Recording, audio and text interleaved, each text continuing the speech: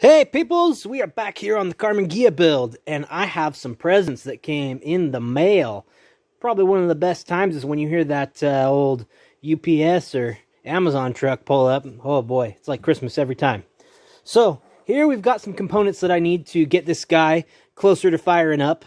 A little bit of intake stuff, a little bit of fuel stuff, and the wiring harness. We'll start there. So, this is a Subaru wiring harness right here for the engine assembly. What has been done is I have shipped it and since received it back from Subaru, and that is a small shop based out of Colorado that modifies harnesses, that makes custom parts to do these kind of swaps, to put Subaru engines into the back of Volkswagens, old air-cooled Volkswagens. So last video we saw this guy finally go in, and there she sits. So she's in there now, but how do I hook all the electrical components from this engine up to this car so that it can receive the power it needs from the rest of the system? And that's where Mick at Subaru comes in. With this harness, it saved me so much time and headache being able to have him build this for me. It's more just a matter of shortening the harness and eliminating things that aren't needed, but this is probably what you see here, which is about the size of, you know, maybe about like 3.5, 4, maybe 4.5, 5 feet. Used to be probably 20 to 30 feet of wires just strewn all over the place. So thankfully he has made it a lot more simple. This is our main connector for the engine computer. Here we have some various connectors that would be under the dash and relays. This here, each one of these wires is labeled as to what it goes to. For example, we've got the fuel pump here.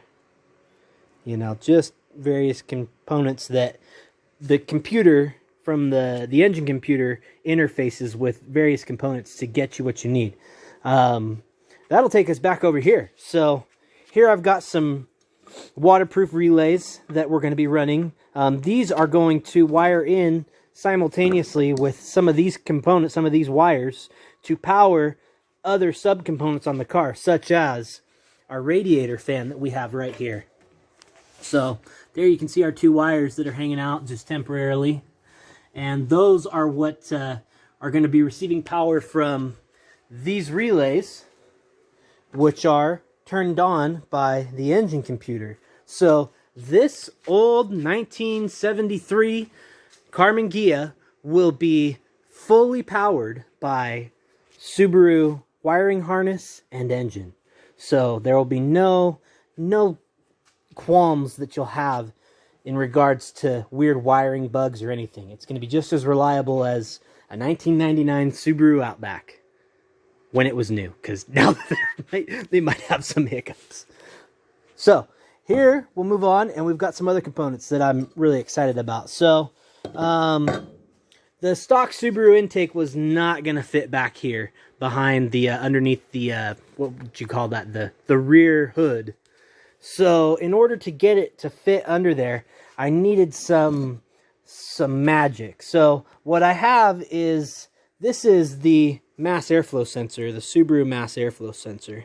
And I have purchased some components that I need to adapt it to get it onto get it on and underneath our hood. So first things first is we've got a reducer to get us down to the right size, because there's some size changes. And what it'll end up looking like is something kind of like this. See if I can do this one-handed. Let's see.